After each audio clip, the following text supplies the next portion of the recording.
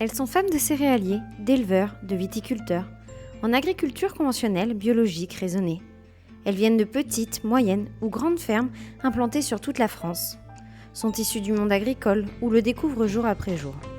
Entre les coups de main à la ferme, la vie amoureuse et familiale, conditionnée au rythme des cultures, de la météo et des animaux, elles-mêmes salariées ou agricultrices, mères, ces femmes sont les piliers de leurs conjoints agriculteurs.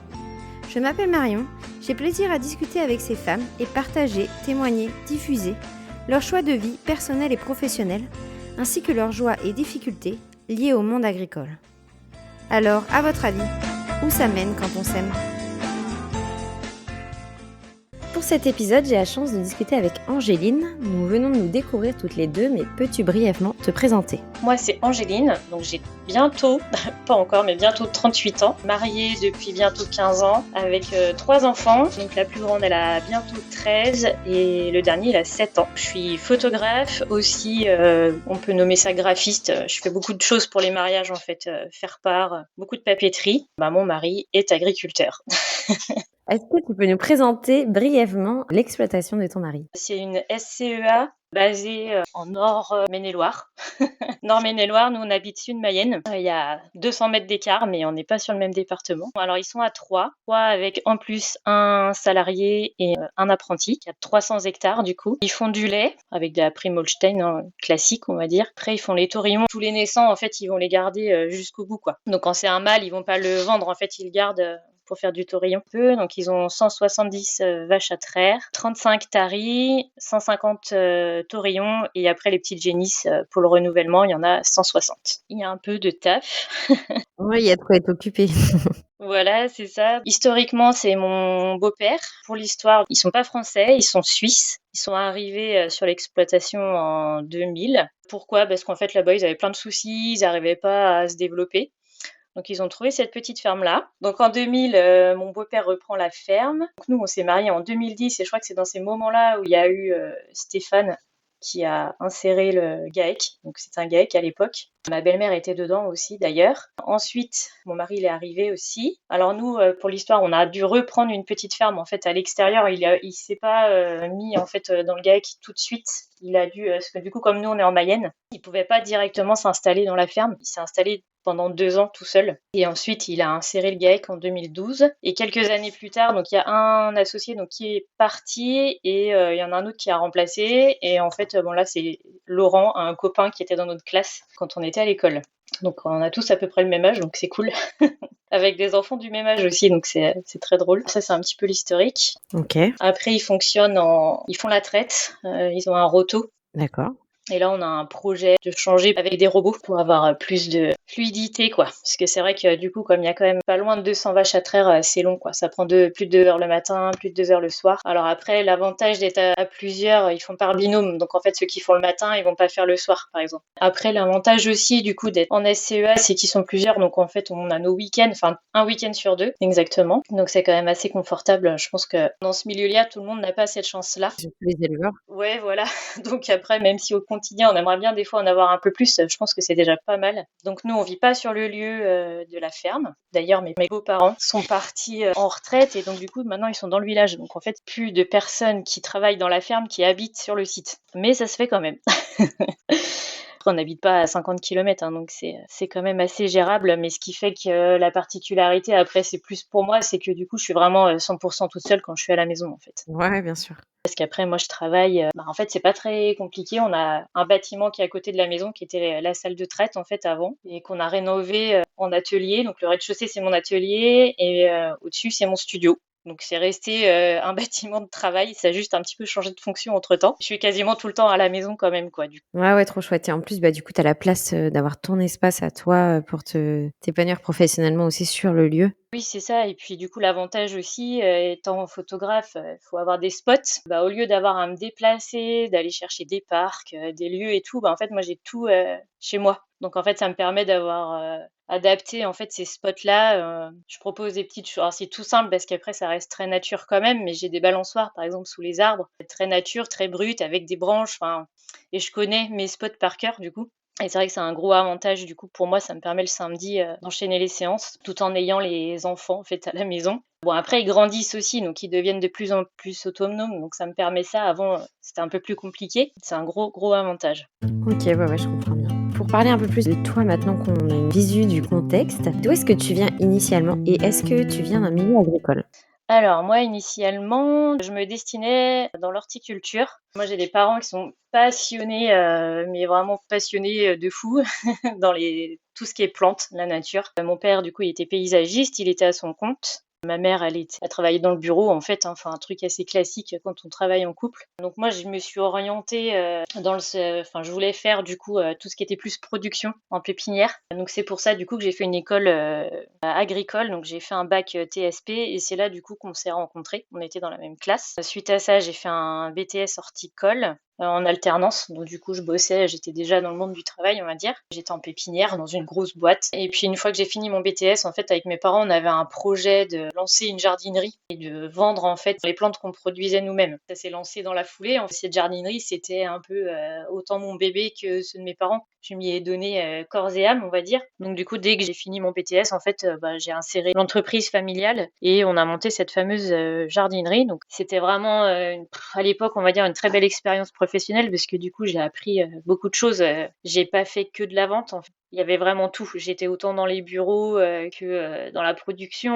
On faisait aussi des fleurs coupées. Enfin, on vendait vraiment toutes sortes de choses. C'était la petite jardinerie, on va dire, de campagne. Donc, puis en plus, on avait des clients réguliers, donc c'était assez sympa.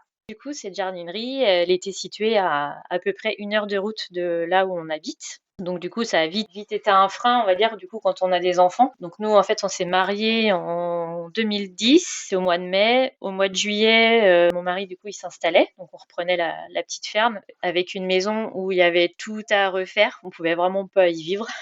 1 an de travaux très conséquents. Dès qu'on est arrivé dans la maison, c'est là où je suis tombée enceinte. Hein, c'était tout de suite, direct. Je pense qu'en fait, d'avoir passé de 2 ans avec des gros projets à jamais m'arrêter, puis à l'époque, on avait 23, 25 ans, donc on était jeunes. Donc, je m'ennuyais, en fait, à la maison.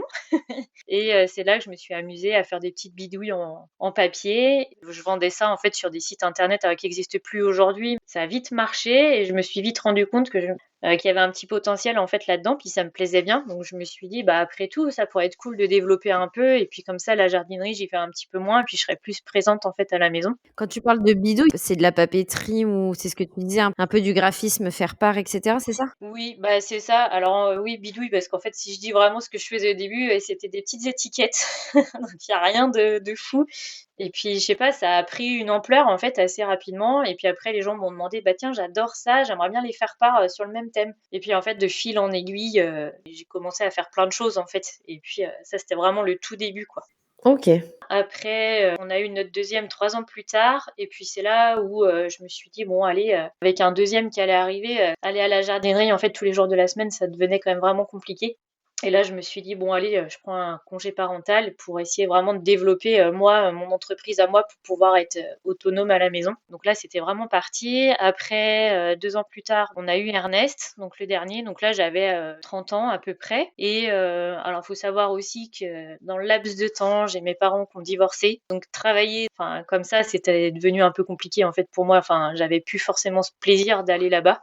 Le fait de voir aussi que j'avais un potentiel moi à développer toute seule mon truc, vraiment ça me plaisait. Donc je me suis dit allez, il faut aller là quoi. Qu'arrivé à peu près à 30 ans, je me suis dit bon bah c'est cool de faire la papeterie, c'est quelque chose qui me plaît, j'aime bien, ça fonctionne, mais j'ai jamais rêvé en fait de faire ça. Et je voyais qu'il y avait un petit truc en fait avec la photo. Il y a quelque chose là-dedans, j'arrive pas à explorer. En fait, je suis bridée. Il y a quelque chose il y a un truc à faire. Je me suis dit bon allez, puis mon mari m'a bien soutenue aussi là-dessus. J'ai fait une petite formation à distance. J'ai acheté un appareil photo qui était quand même mieux, qui m'a permis vraiment de me lancer. Et puis après, bah, j'ai fait. L'avantage d'avoir les enfants, du coup, c'était hyper pratique. Et voilà, c'est ce qui fait que j'en arrive là aujourd'hui. Donc en fait, aujourd'hui, je suis principalement photographe et la papeterie, c'est en second plan. OK. Donc photographe à domicile, tu disais, donc dans les locaux que tu as créés sur l'exploitation et est-ce que tu fais Majoritairement, aussi hein. un peu d'événements? Oui. Oui, oui, après, le gros, de mon travail, ça reste quand même les mariages. Donc effectivement, les mariages, bah, c'est le samedi. Donc on reprend un peu la problématique, du début, avec les samedis. Entre-temps, les enfants, ils ont aussi grandi, hein. La grande, elle a bientôt 13, Ernest, il a 7 ans. Donc en fait, ils deviennent de plus en plus autonomes. Quand j'ai des mariages pas très, très loin, bon, bah, le matin, ils peuvent rester tout seuls. Après, le week-end, mon mari, il vient pour manger vers 9 heures. Il repart après, pour faire l'alimentation. Il revient vers midi. Et après, il y repart vers 16 heures. Donc en fait, ils ont des laps de temps où ils sont tout seuls, mais bon, après, ils arrivent à nous appeler en fait s'il y a quelque chose. Comme on a un week-end sur deux, bon, bah, il y a quand même des samedis où il gère. Et puis je trouve ça cool parce que ça fait aussi des journées où il est tout seul avec les enfants, chose qu'avant il faisait jamais. Même pour les enfants, en fait, comme ça, ils passent du temps tout seul avec leur père. Donc il n'y a pas que moi.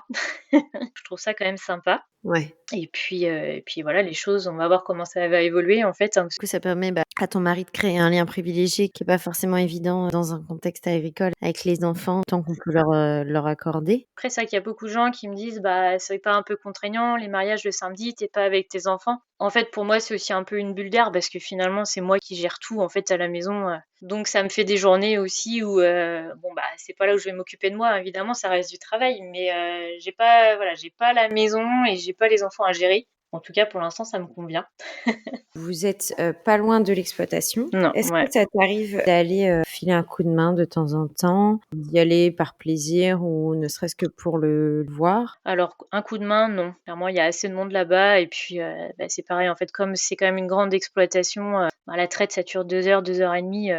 Puis c'est assez, technique, quoi. Donc moi, alors autant quand, il était installé, les 2 premières années où il était là où on habite et ben, sur la fin, j'étais presque autonome à faire la traite, je lui donnais facilement un coup de main. J'ai vraiment lâché parce qu'après, en fait, j'ai eu les enfants et du coup, non, si, alors à la maison, on a des génisses, hein, parce que du coup, on a un bâtiment, donc on a quand même quelques bêtes, donc ça peut arriver de temps en temps. C'est succinct, quoi. Anecdotique. Voilà, c'est Ouais, ouais, anecdotique. OK, je comprends. Mais après, si, on y va de temps en temps, bah, plus, au beau jour. Prendre le chien, voilà, ça nous fait une balade. Voilà, je vais pas y aller, toutes les semaines. Quoique après là, on essaye de faire le dimanche matin. Les week-ends où il travaille, il rentre pas pour pouvoir être à la maison, vers midi parce qu'en fait sinon, il rentre, trop tard et puis, ça lui fait pas de pause. Que les dimanches, ouais, il se lève à 4 heures et puis, il a du boulot jusqu'à midi, quoi. Donc ce qu'on fait, bah, tout le monde se lève et puis on va à la boulangerie, puis on amène le petit déj là-bas. D'accord, ouais, c'est sympa aussi. Bah, ouais, c'est ça. Faut que j'essaye de garder l'habitude parce que je trouve ça sympa, comme ça on fait un petit tour de la ferme. Donc si j'ai bien compris, ton évolution professionnelle, elle s'est aussi fait entre guillemets «avec des barrières géographiques» liées à l'exploitation de ton mari? Bah, oui, clairement, moi j'ai vraiment, un peu cette impression-là aussi, hein. Enfin, moi, mes choix se sont faits un peu, en fonction de la ferme. Ouais, mais sans pour autant, faire des sacrifices. Finalement, c'est juste que tu as redéfini, tes envies et ce que tu voulais faire, non? Oui, je pense que c'est ça. Puis bon, après, à 23 ans, on n'est pas très vieux non plus. Enfin, aujourd'hui, les changements de carrière, il y en a plein. Puis je pense qu'à l'époque, j'ai vécu dans un contexte où faire un travail artistique, c'était pas forcément un métier. En fait, moi, ce qui me plaisait aussi beaucoup quand j'étais jeune, c'était de faire fleuriste. C'est un truc qui m'aurait beaucoup plu. En fait, mon père, comme il avait un pied dans l'horticulture, il avait un copain qui produisait des roses. Donc j'avais été faire des stages là-bas. Et à chaque fois, donc quand on allait livrer les roses chez les fleuristes, tout le monde me disait mais faut pas faire ça, tu gagneras jamais ta vie et tout. Donc en fait, à force de l'avoir entendu, etc., mine de rien, enfin du coup je me suis dit bah je vais pas m'orienter là-dedans, c'est pas possible. Bah, c'est pour ça qu'en fait finalement c'est vraiment des années plus tard que je me suis dit bah et pourquoi pas. Je comprends, mais du coup, ton lien avec les fleurs, le contexte dans lequel tu as grandi, est-ce que voilà, où tu souhaitais toi te Mmh. rapprocher de l'exploitation et puis voilà, de tout simple de t'installer avec ton conjoint? Est-ce que tu t'es pas dit: «Et est-ce que je ferais pas des fleurs sur l'exploitation?»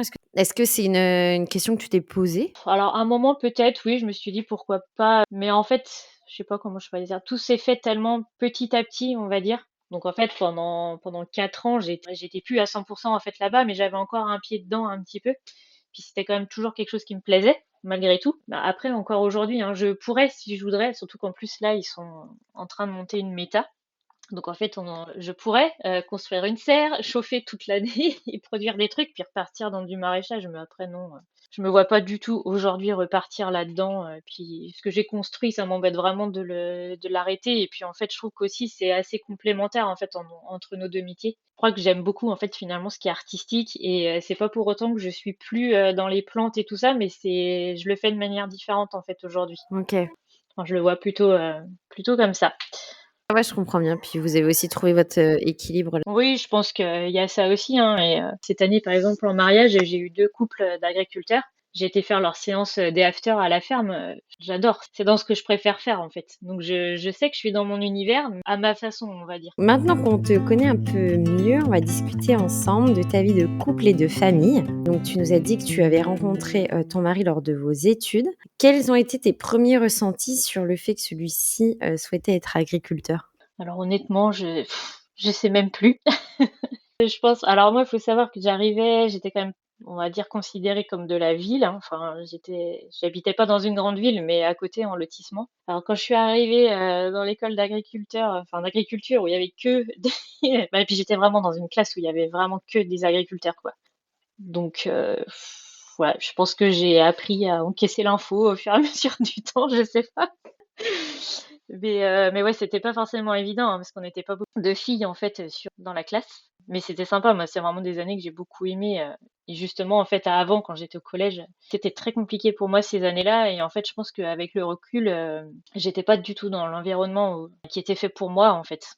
Et le jour où je suis arrivée dans cette école, mes notes elles sont mises à monter, sans rien faire de plus. Mais je pense que j'étais simplement avec des gens qui me représentaient, quoi. Vous n'habitez pas sur l'exploitation. Est-ce que c'est un choix? Est-ce que c'est prévu pour plus tard? Tu parlais du fait que, voilà, tes beaux-parents y habitaient. Est-ce que vous pensez un jour prendre cette place-là ou pas du tout?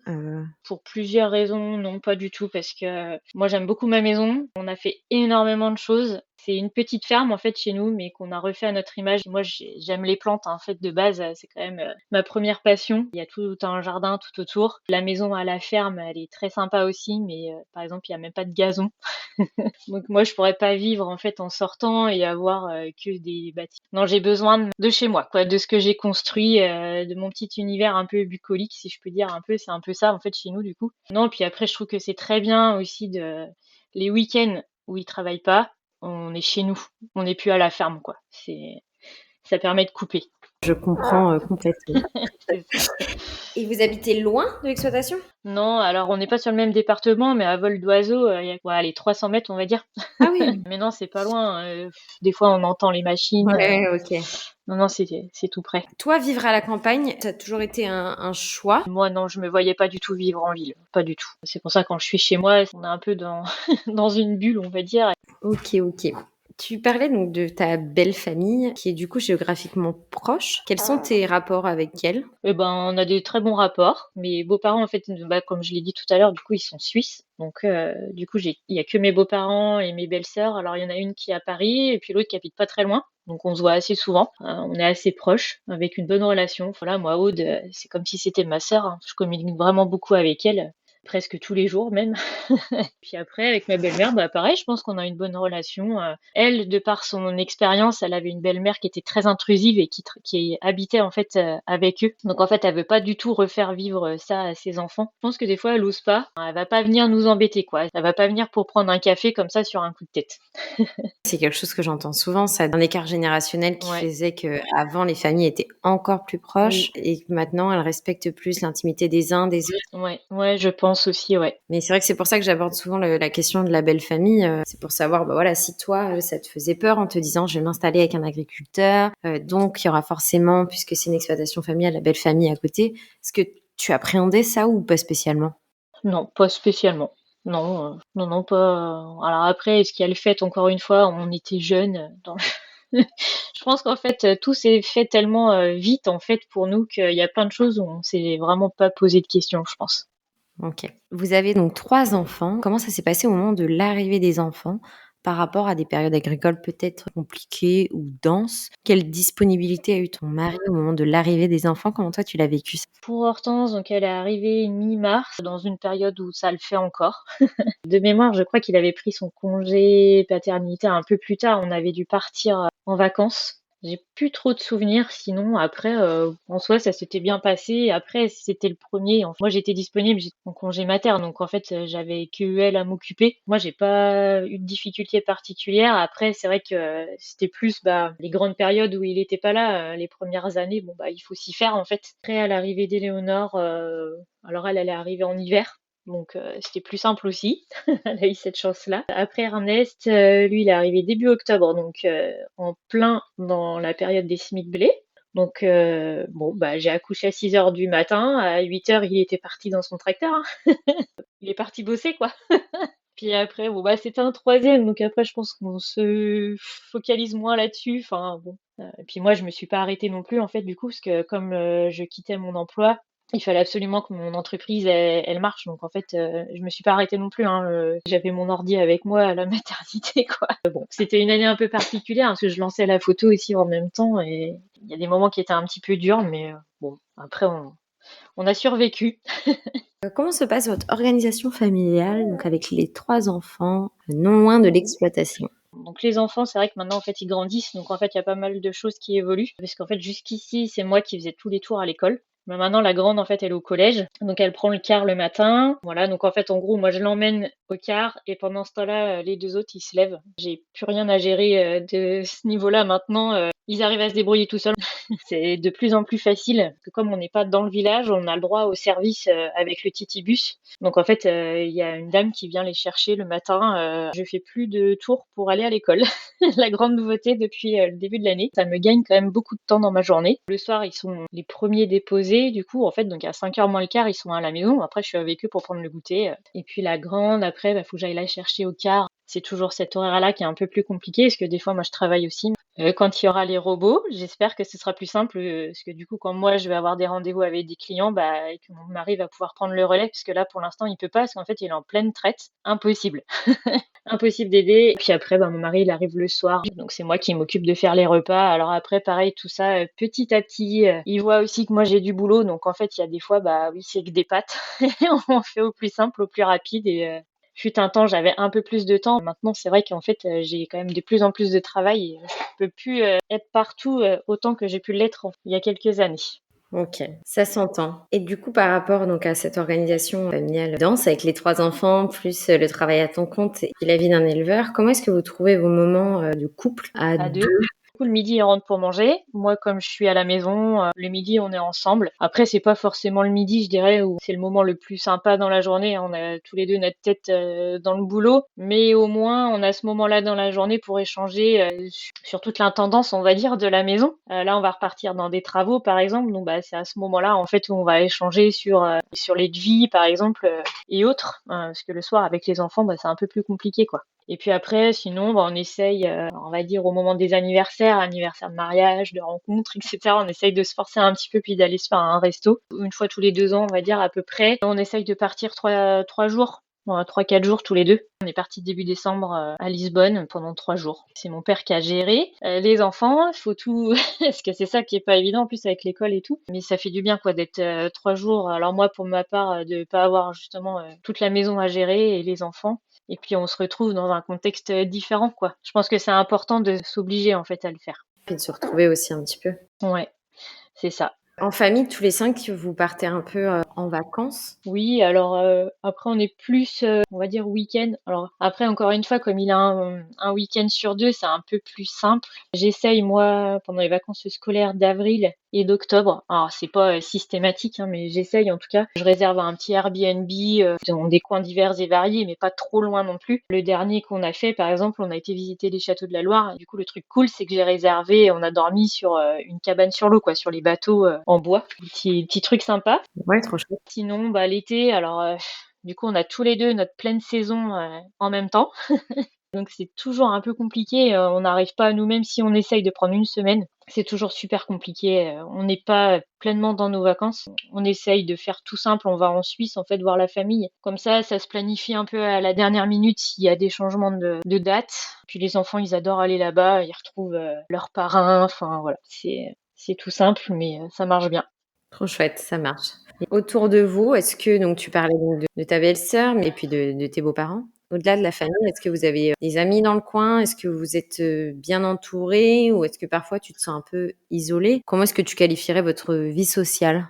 Alors moi, je dirais que depuis que je me suis lancée dans la photo, alors autant j'adore mon métier, tout ça, c'est génial, mais du coup, je retravaille les samedis. Bah, j'ai l'impression qu'on fait moins de choses socialement avec les copains. Après, pareil, enfin, il y en a aussi qui sont aussi lancés dans leurs entreprises et tout, donc je pense qu'on est tous un peu la tête dans le guidon. Voilà, c'est le petit point négatif. Sinon, niveau famille, ma mère, moi, elle est à 1 heure de route, puis elle bosse encore, donc c'est pas forcément évident. Je vais pas aller la voir sur un coup de tête. Mon père, maintenant, il habite en Bretagne à 3 heures de route, pareil.